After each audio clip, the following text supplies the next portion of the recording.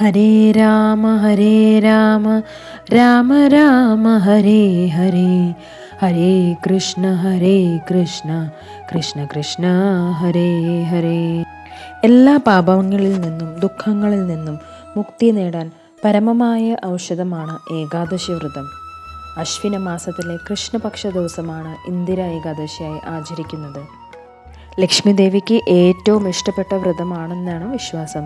ഇന്ദിര ഏകാദശിയെ എടുത്ത് ലക്ഷ്മി നാരായണ മന്ത്രം ജപിക്കുന്നത് ഉത്തമമാണ്.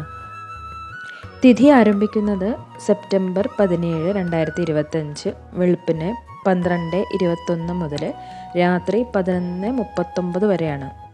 ഏകാദശി ദിവസം വ്രതകഥ കേൾക്കണം.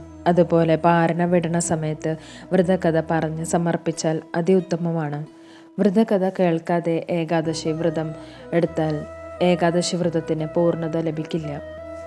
ഒരിക്കൽ അർജുനൻ ഭഗവാൻ ശ്രീകൃഷ്ണനോട് ചോദിക്കുകയാണ്, അല്ലയോ കൃഷ്ണ, അശ്വിന മാസത്തിലെ കൃഷ്ണപക്ഷത്തിലെ ഏകാദശിയെ പറ്റി ഒന്ന് പറഞ്ഞു തരാമോ എന്ന്. അപ്പോൾ ഭഗവാൻ അർജുനനോട് പറയുകയാണ്, അശ്വിന മാസത്തിലെ കൃഷ്ണപക്ഷത്തിലെ ഏകാദശിക്ക് പറയുന്ന പേരാണ് ഇന്ദിര ഏകാദശി. സത്യുഗത്തിൽ മഹിഷ്മതി എന്നൊരു രാജ്യമുണ്ടായിരുന്നു.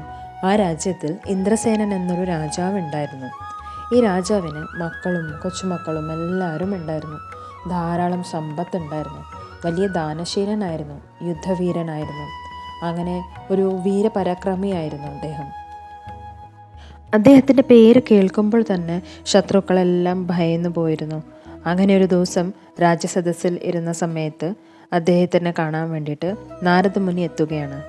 നാരദരെ കണ്ടപ്പോൾ രാജാവ് നല്ല രീതിയിൽ സ്വീകരിച്ചു, പൂജിച്ചിരുത്തി.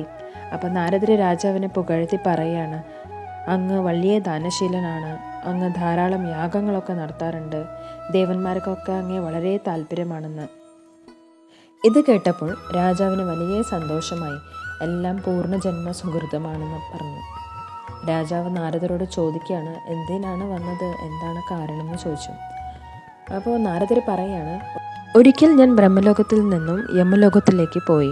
അവിടെ വെച്ച് ഇന്ദ്രസേനൻ്റെ അച്ഛനെ കാണാനിടയായി. ഇന്ദ്രസേനൻ മഹാരാജാവിൻ്റെ അച്ഛൻ വലിയ ഭക്തനും ദാനശീലനും ജ്ഞാനിയുമൊക്കെയായിരുന്നു. പക്ഷേ അച്ഛൻ ഇപ്പോഴും വൈകുണ്ഠത്തിലേക്ക് എത്തിയിട്ടില്ല. എപ്പോഴും യമരാജാവിൻ്റെ യമലോകത്തിൽ തന്നെയാണ് ജീവിക്കുന്നത്. അപ്പോൾ നാരദൻ ഇന്ദ്രസേന മഹാരാജാവിൻ്റെ പിതാവിനോട് ചോദിക്കുകയാണ്, എന്തുകൊണ്ടാണ് ഇപ്പോഴും യമലോകത്തിൽ തന്നെ താമസിക്കുന്നത്.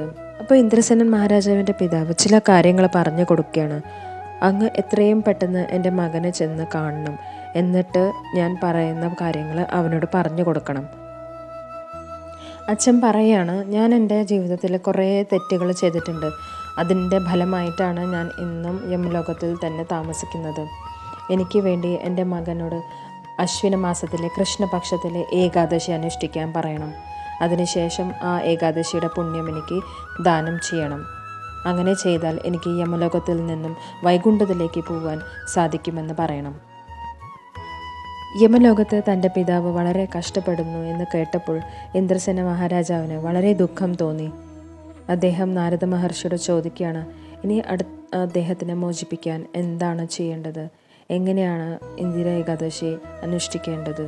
അപ്പോൾ നാരദർ പറഞ്ഞു കൊടുക്കുകയാണ്, അശ്വിന മാസത്തിലെ കൃഷ്ണപക്ഷത്തിലെ 10ാം ദിവസം, അതായത് ഏകാദശിയുടെ തലേ ദിവസം അതിരാവിലെ ഉണർന്ന് സ്നാനം ചെയ്യണം. ഉച്ചയ്ക്ക് ഒരു പ്രാവശ്യം കൂടി സ്നാനം ചെയ്യണം. ഒരു നേരം ആഹാരം കഴിക്കണം. അന്നേ ദിവസം നിങ്ങൾ പിതൃക്കൾക്ക് വേണ്ടിയുള്ള ശ്രാദ്ധം ചെയ്യണം. അതിനുശേഷം രാത്രിയിൽ തറയിൽ ഉറങ്ങണം. എന്നിട്ട് ഏകാദശി ദിവസം കുളിച്ച് ഭക്തിയോടുകൂടി വ്രതം അനുഷ്ഠിക്കുക. അതിനുശേഷം ഒരു ദൃഢനിശ്ചയമെടുക്കും, ഇന്ന് ഞാൻ ഭക്ഷണം കഴിക്കാതിരിക്കും, എല്ലാത്തരം സുഖങ്ങൾ ഉപേക്ഷിക്കും, അടുത്ത ദിവസം ഞാൻ പാരണ വേണ്ടിയിട്ട് ഭക്ഷണം കഴിക്കും. അല്ലയോ ദൈവമേ, അവിടുന്ന് എൻ്റെ സംരക്ഷകനാണ്, എൻ്റെ ഉപവാസം പൂർത്തിയാക്കാൻ എന്നെ സഹായിക്കണമേ എന്ന് സർവേശ്വരനോട് പ്രാർത്ഥിക്കും. അതിനുശേഷം ഉച്ച കഴിഞ്ഞ് ഭഗവാന്റെ വിഗ്രഹം പ്രതിഷ്ഠിച്ച് പൂജിച്ച് പ്രാർത്ഥിച്ച് ഒരു ബ്രാഹ്മണന് ഭക്ഷണം ദാനം ചെയ്യുക. പശുവിന് ഭക്ഷണത്തിൻ്റെ ഒരു ഭാഗം മാറ്റിവെക്കുക. ധൂപം നൈവേദ്യം ഉപയോഗിച്ച് ഭഗവാൻ വിഷ്ണുവിനെ ആരാധിക്കുക. രാത്രി മുഴുവനും ഉറങ്ങാതിരിക്കുക. മഹാദ്വാദശി ദിവസം മൗനം പാലിക്കുക. പിന്നെ ബന്ധുക്കാരുടെ ഒപ്പം ഭക്ഷണം കഴിക്കുക. ഇന്ദിര ഏകാദശി അനുഷ്ഠിക്കുന്ന ശരിയായ രീതി ഇങ്ങനെയാണ്. ഈ വ്രതം ശ്രദ്ധയോടുകൂടി ചെയ്താൽ നിങ്ങളുടെ പിതാവ് സ്വർഗത്തിൽ വസിക്കാൻ യോഗ്യനാണെന്ന് നിങ്ങൾ ഉറപ്പുവരുത്തും. അങ്ങനെ ഇന്ദിര ഏകാദശി ദിവസം വന്നപ്പോൾ എല്ലാവിധ ആചാരങ്ങൾ പാലിച്ചുകൊണ്ട് ഉപവാസം അനുഷ്ഠിച്ചു.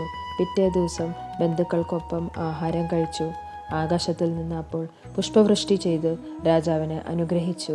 രാജാവിൻ്റെ പിതാവ് യമലോകം വിട്ടു ഒരു രഥത്തിൽ സ്വർഗത്തിലേക്ക് പോകുകയും ചെയ്തു. ഈ കഥ വായിക്കുകയും കേൾക്കുകയും പറയുകയും ചെയ്യുന്നതിലൂടെ എല്ലാ പാപങ്ങളും ഇല്ലാതാവും. ഒടുവിൽ സ്വർഗത്തിൽ വസിക്കാൻ അർഹത നേടുകയും ചെയ്യും എന്ന് കൃഷ്ണൻ അർജുനനോട് പറയുകയാണ്. ഇനി പാരണം വിടേണ്ട സമയമാണ്, അതായത് വ്രതം അവസാനിപ്പിക്കുന്ന സമയം. സെപ്റ്റംബർ 18 പാരണം വിടേണ്ടത്. രാവിലെ 6:12 മുതൽ 10:15 വരെയാണ്. സെപ്റ്റംബർ 17 ബ്രഹ്മമുഹൂർത്തം വരുന്നത് രാവിലെ 4:39 മുതൽ 5:27 വരെയാണ്. പ്രാർത്ഥിക്കാൻ ഉത്തമമായ സമയമാണ്. ഇനി ഹരിവാസര സമയമാണ്. ഹരിവാസര സമയം എന്ന് വെച്ചാൽ ഭഗവാന്റെ സാന്നിധ്യം ഭൂമിയിൽ കൂടുതലുള്ള സമയം, അതായത് മഹാലക്ഷ്മിയോട് കൂടിയുള്ള ഭഗവാന്റെ സാന്നിധ്യം. ആ സമയത്തെ പ്രാർത്ഥനയ്ക്ക് വലിയ ഫലസിദ്ധിയാണ്. അത് വരുന്നത് സെപ്റ്റംബർ 17 വൈകുന്നേരം 5:30 മുതൽ 18 5:36 വരെയാണ്. ഈ സമയത്തെ പ്രാർത്ഥന വളരെ ശ്രേയസ്കരമാണ്. ഇന്ദിര ഏകാദശി പിതൃക്കൾക്ക് സമർപ്പിച്ചാൽ പിതൃക്കളുടെ അനുഗ്രഹം എന്തായാലും ലഭിക്കും.